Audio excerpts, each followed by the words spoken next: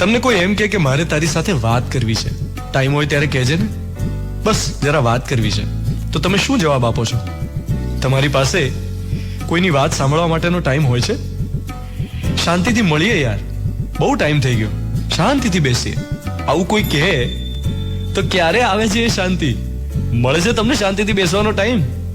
અરે મિત્રોની વાત જવા દો, ઘરની વાત કરીએ. દાદા અને પૌત્ર, આ બંને વચ્ચે શાંતિથી જેટલા પણ કોન્વર્ઝેશન્સ થાય ને, પૌત્રને હંમેશા યાદ રહે છે. દાદીએ કરેલી વિઝડમ ભરી, સમજણ ભરી વાતો, જ્યારે દાદી માથામાં તેલ નાખતા હોય એ વખતે સમજણ ભરી વાતો કરી હોય, ગ્રાન્ડ ડોટર હંમેશા યાદ રાખે છે. સામ સામે બેસીને જે વાતચીત થાય ને, એમાં ઘણો અસર હોય. જે ઘરમાં દિવસમાં એકવાર ઘરના બધા મેમ્બર્સ ડ્રોઈંગ રૂમમાં કે ડિનર ટેબલ પર સાથે બેસીને વાતચીત ન કરતા હોય, સંવાદ ન થતો હોય, એ ઘરમાં દીકરી આપવામાં જોખમ છે. જે ઘરમાં બધા જ મેમ્બર્સ સાંજે ઘરે આવીને પોતપોતાના રૂમમાં ઘૂસી જતા હોય કે ફોન પર બિઝી રહેતા હોય, ત્યાં ઘરમાં સભ્યો તો હોય છે, સભ્યતા નથી હોતી, એકલતા હોય છે. ઘરમાં સાથે રહેતી કોઈ વ્યક્તિ અંદર અંદર મૂંઝાયા કરે અને સાથે રહેનારાને ખબર પણ ના પડે કે આને કોઈ મૂંઝવણ છે, છેક સુસાઇડ સુધી વાત જતી રહે, એ તો કેવી રીતે ચાલે?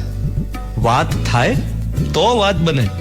અને એટલે જ ઘરના મેમ્બર્સે રોજ નહીં તો દર 2-3 દિવસે એકબીજા માટે ટાઈમ કાઢવો જ જોઈએ. હું એક ફેમિલીને વર્ષોથી ઓળખું છું. એમણે નક્કી કર્યું છે કે દર શનિવારે 2 કલાક ઘરના બધાએ ભેગા થવાનું, જેને જે કહેવું હોય એકબીજાને કહી દેવાનું, જે સલાહ સૂચન આપવાના હોય, કોઈ ખોટું વર્તન લાગ્યું હોય, વડીલોએ કંઈ ટકોર કરવાની હોય, કોઈની માફી માંગવાની હોય, એ બધો 2 કલાક ઉભરો ઠાલવી દીધા પછી છૂટ્ટા પડ્યા પછી કોઈએ આડી વાત કરવાની નહીં, કોઈ મન મોટાવ નહીં, કોઈ ઝઘડો નહીં, કોઈનું મન પર લેવાનું નહીં, બહાર રાખવાનું નહીં. બાત કરોગે તો બાત બનેગી. You are listening to Mirchi. હું છું ધ્વનિત, તમારી સાથે. Good morning my dear.